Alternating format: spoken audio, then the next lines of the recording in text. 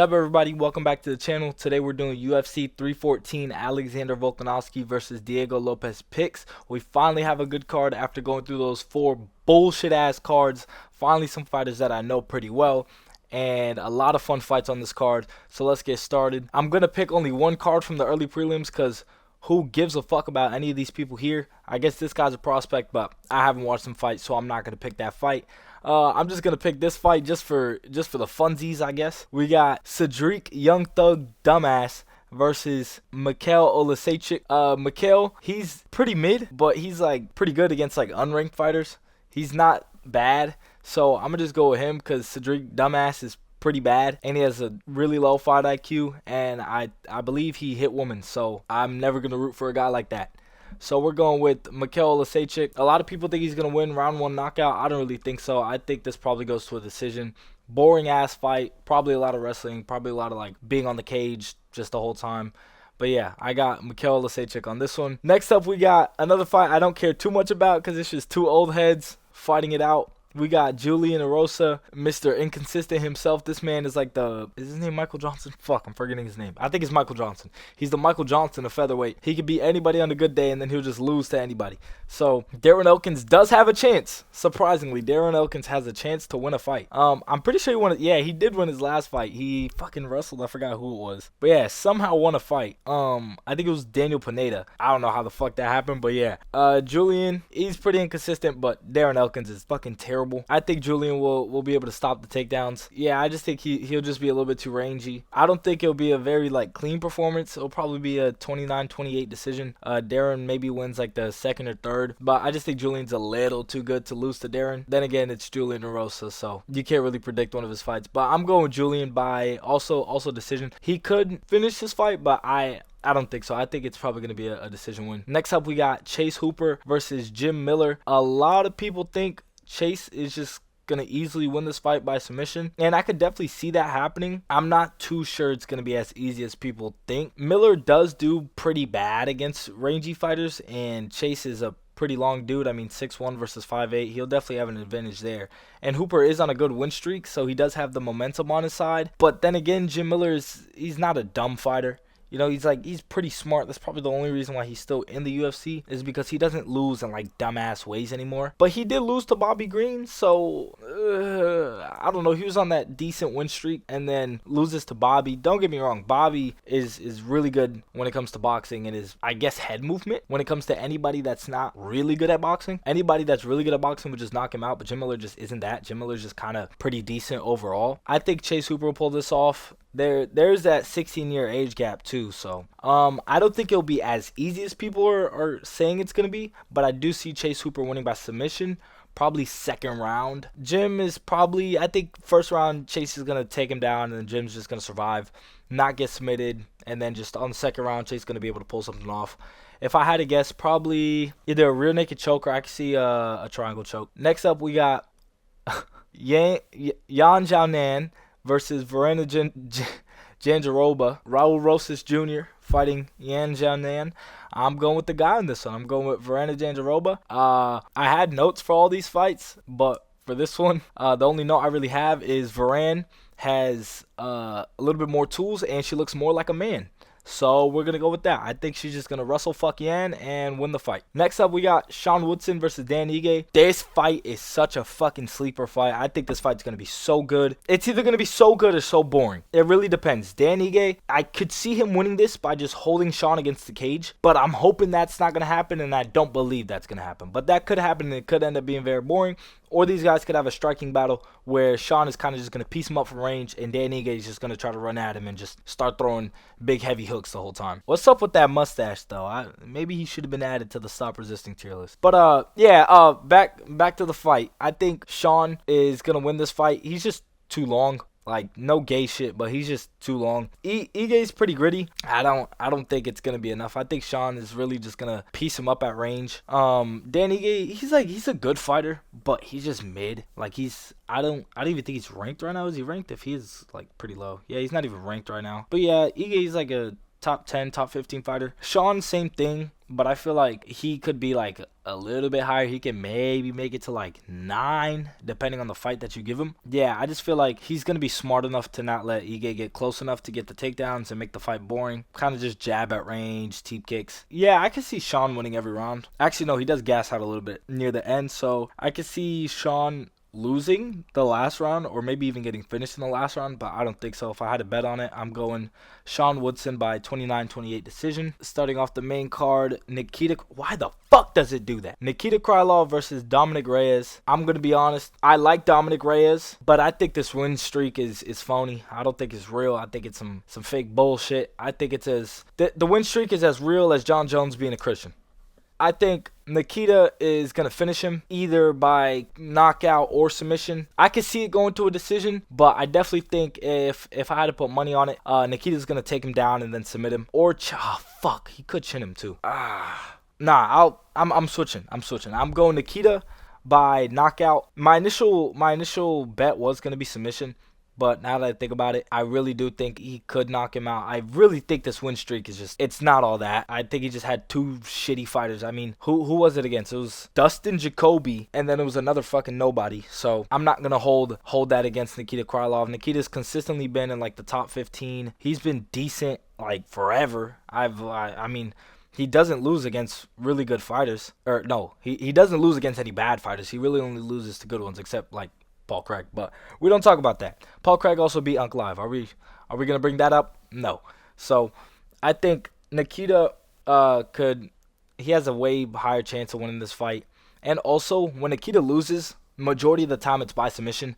Dominic Reyes is not that good at submitting people. So I think even if Nikita doesn't finish the fight, I still think he can win by decision. I think he can get the takedowns. And even on the feet, I really don't think Dominic Reyes is just all of a sudden his chin is healed and we're going to ignore the fact that he lost to Ryan Spann. This fucking dude lost to Ryan Spann, the most retarded fighter in the UFC. He lost to him. So I'm picking Nikita Krylov. If I had to bet on it, I'm going to go with knockout. I'm switching my pick. I think Nikita Krylov probably either late first or early second round knockout. Next up, we got Bryce Mitchell, brother. You know, Hitler back in the day was the guy to go fishing with until he got on meth. And all weapons formed against me shall not prosper. Versus Gene Lord Silva. Arr, arr, arr, arr. Oh, that was corny as fuck. I'm gonna leave that in though. But yeah, we got this dog and we got Bryce. Hear me out, brother. I love me some Gene Silva. But I also love me some Bryce Mitchell, brother. So, I really think this fight is closer than people are predicting. People that just think Gene Silva's just going to run through him. Don't get me wrong. Every time Bryce has fought somebody with the build of Gene Silva that fights like Gene Silva, he's either been knocked out or submitted. But I don't think Gene Silva is as good as Ilia Tapturo. And I also don't think Bryce Mitchell is going to be dumb enough to fall for that shit like he did against Emmett. I think Bryce, as retarded as he is, he's also smart in some aspects. So, very, very bold prediction. Hot take. But I think Bryce Mitchell is going to thug this shit out and actually win by decision. Because if that one motherfucker, who's that guy? That guy from Dana White's Contender Series. I can't remember his name. Kevin Vallejos. If Kevin Vallejos can survive against Gene Silva, I think Bryce Mitchell can too. I think Bryce Mitchell is going to mix in the takedowns, and even if he does get rocked by Gene Silva, he can just shoot a panic takedown, get him down. If Charles Jourdain is getting this dude down, Bryce Mitchell is going to get him down. So I think Bryce Mitchell is going to be able to get him down, maybe even win by submission.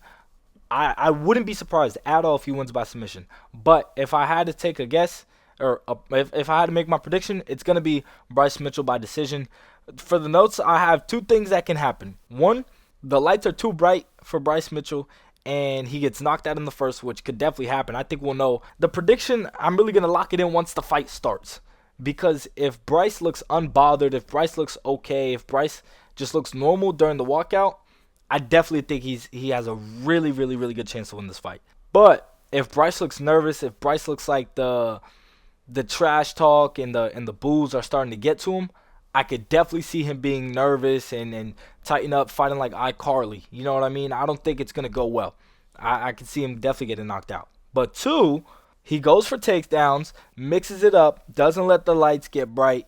He's already proven that he could hang with the top guys. So we know he's a good fighter. We know it's not just some bullshit that he made it to where he is. And he did survive till the second round with Ilia Tapturo. So that means that first round scare of Gene Silva, I don't think it's going to be as big because you guys are not going to sit here and convince me that Gene Silva is more dangerous than Ilia Tapturo. So I'm picking Bryce Mitchell Brubber by 29-28 decision. I think Gene Silva could rock him pretty fucking badly in the first round, but then Bryce is going to build up, I guess. I don't know. Build up throughout the fight and get mixing those takedowns, get some damage, maybe even a second round submission or first round if Gene gets a little too excited. I know Gene's grappling is pretty good, but his takedown defense is not the best. So I think Bryce is going to get him down, ground and pound him, just get really high up on the scorecards, maybe a 10-8 round, and he'll win it. But if I had to put out a prediction, it's going to be 29-28 Bryce Mitchell by decision. This might go terribly wrong and he might get knocked out in the first, and I completely understand that. But oh well.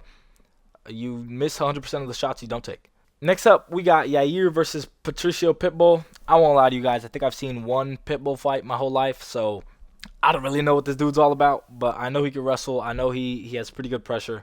And Yair doesn't really normally do good against people that pressure him a lot. But I also understand the fact that Pitbull is old as fuck. He lost, I think, 2 out of his last 3. And that Yair can mix it up pretty fucking well. So I just think Yair is going to be a little bit too much for him. And he's taller than him, but I don't think he's that much taller than him to the point where he won't be able to defend the takedowns. And his reach is a lot longer. So, yeah, I really think Yair could just keep him at bay. Just keep jabbing and teeping. Maybe knock him out. I wouldn't put money on the knockout, but I could definitely see him knocking him out. So I'm going to just go with the obvious pick, the pick everybody's going with, the pick I also believe is going to be true. I think Yair is just going to win by decision. I could see it being 30-27, or maybe Patricio gets a little too excited in the first and actually like wins the first maybe and then tires out during the last 2. But yeah, I just think Yair during the stand-up is going to be a little too much for Pitbull, and I just got done watching the press conference, so he might be a little excited to fight Diego Lopes, and that might light a fire under his ass. So yeah, final prediction, I'm going with Yair by decision.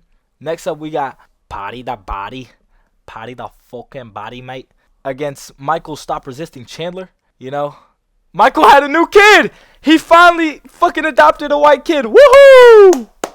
Yippee-ki-yay, he beat the fucking allegations. Let me stop. I can't call this man racist no more. Michael, we're calling him Motivation Mike now. We got Motivation Mike versus Paddy the Body. A lot of people think Paddy's just going to dominate him because Paddy kind of fights like Charles Oliveira. And Charles Oliveira just beat the shit out of Michael until like that 5th round that he got rocked a little bit. I don't think it'll be that easy. I'm still picking Paddy. I still think Paddy's going to win, but not by submission. I don't think he's going to be able to submit Michael Chandler. I think Paddy's going to win by decision, and I think this is going to be a really, really, really fun fight. But it all depends on how Michael's going to go out there. If Michael tries to go out there like patient, how he did against Charles, he's definitely losing this fight. But if Michael Chandler comes out how he comes out every other fight other than the fucking last Charles fight, I could definitely see him knocking out Paddy in the first. We'll really know how the fight's going to go after the first, but if I had to throw a guess out there, I think Paddy's going to win. Paddy's striking is decent. I don't see him getting like backed up like how Dan Hooker was. I could definitely see him just be willing to stand there and trade, and he actually has some power in his hands, so it won't be something where Michael's just going to be able to stand there and just thug it out with him. So I could definitely see Paddy just trying to like stand and bang, and that work out for him in the first, and then for the rest of the fight, he's kind of just grappling the whole time. But I could also see him trying to stand and bang, and then he gets knocked out. I'm going with Paddy. I just think he's not better, because honestly, Michael Chandler's, in my opinion, one of the best lightweights. It's just his IQ is negative. But I just think Paddy, like overall, like including IQ, he's just a better fighter. He has less tools than Michael, in my opinion. Like, I think Michael's wrestling is better. The only thing I think Patty has better is grappling, and that's like for sure. Like, Patty definitely has better grappling than Michael Chandler. But Michael Chandler has a lot better wrestling than him. His striking's also pretty good. His power's really good. But he's just fucking retarded. So I'm going Patty by decision. He'll probably make smarter decisions standing up, and especially if he gets him to the floor, he's not gonna do anything stupid to like not get top position. He's not just gonna fall into bottom. So yeah, I just think Patty's just gonna piece him up on the floor, maybe submit him, but I think it's gonna be a decision. I don't see him submitting Michael Chandler. If Charles isn't submitting you, I don't really think anybody else can. I think Charles submitted. No, Charles knocked him out the first fight, right? Was it a submission? Yeah. Charles knocked him out. So I'm going Patty by decision. I think honestly I could see him clean sweeping Michael Chandler. Because I think even if Michael rocks him in the first, I could see him getting a takedown, just piecing him up for the rest. So I'm going to go with Patty Pimblett by 30-27 decision. And last but not least, we got the main event. Diego, the Mexican Brazilian Lopes versus Alexander. Damn! Alexander the Great Volkanovski. Honestly, I don't even want to predict this fight because my prediction goes against my morals. I really want Alexander Volkanovski to win this fight.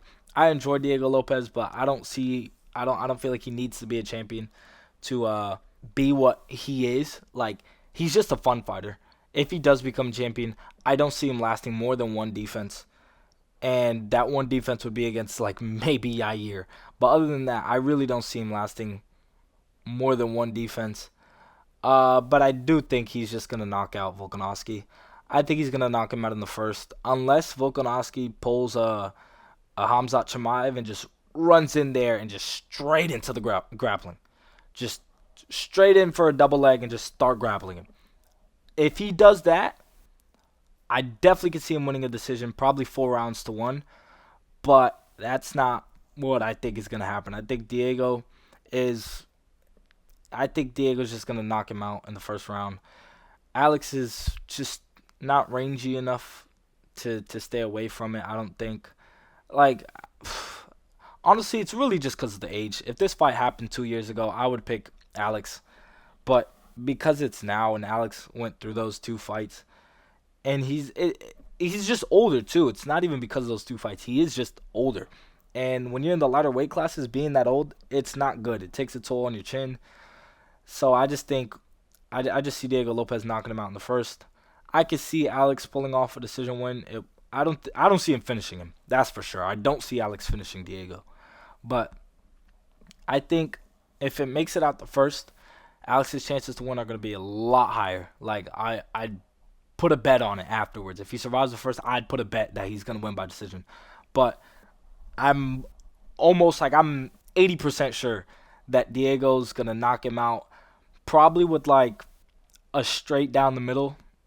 That's going to like wobble him, and then he'll just finish it TKO. I don't see him knocking him out cold, but definitely probably like a 1-2 right down the middle. Rocks him, just pushes him down, or Alex gets knocked down, and then he just finishes the job. But yeah, those are my picks for UFC 313. If you guys enjoyed this video, don't forget to like and subscribe, and comment down below who do you guys think is going to win the main event, and comment down below if you think Bryce Mitchell is right or wrong for the things that he says. I will hopefully be posting a tier list video. I might try to film 2 videos today. I'm sorry I haven't been able to post a tier list. I've been really busy with not only my job, but also with schoolwork too. But yeah, if you guys are enjoying the picks, let me know. And if you guys have any tier list ideas, also comment that down below.